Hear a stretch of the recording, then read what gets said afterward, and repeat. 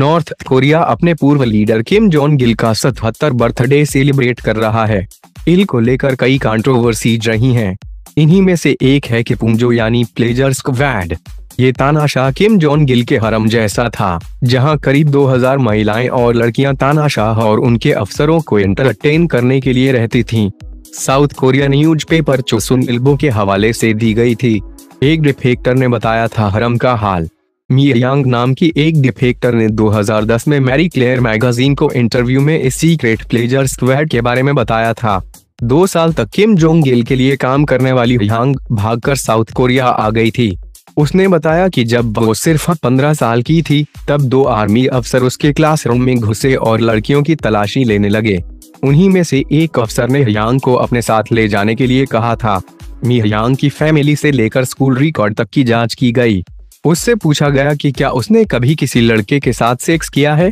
पूछताछ पूरी होने के बाद उसे 10 साल के लिए किम जोंग इल की सेक्स स्लेव बना दिया गया।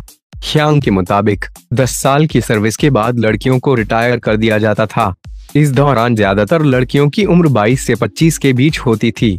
उसे अपने परिवार से बात करने की इजाजत नहीं थी। अगर वो ऐसा करती तो उसे मार दिया जाता। हालांकि 2 साल बाद ही वो किसी तरह स्क्वाड से निकलकर साउथ कोरिया के लिए भाग गई। इसके बाद उसकी फैमिली को बिना किसी वजह देशद्रोही करार दे दिया गया। वहीं यांग सियोल में रहने लगी।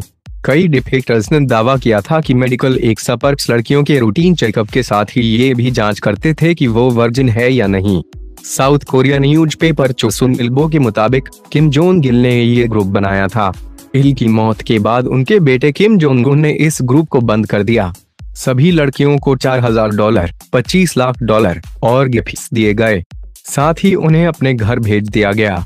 हालांकि पिछले साल एक बार फिर इस प्लेजर स्क्वाड में लड़कियों की भर्ती की खबरें आई थीं। साउथ कोरिया के न्यूज़पेपर चोसुन इल्बो की रिपोर्ट में कहा गया था कि किम के स्क्वाड में नई लड़कियों की भर्ती की जा रही है।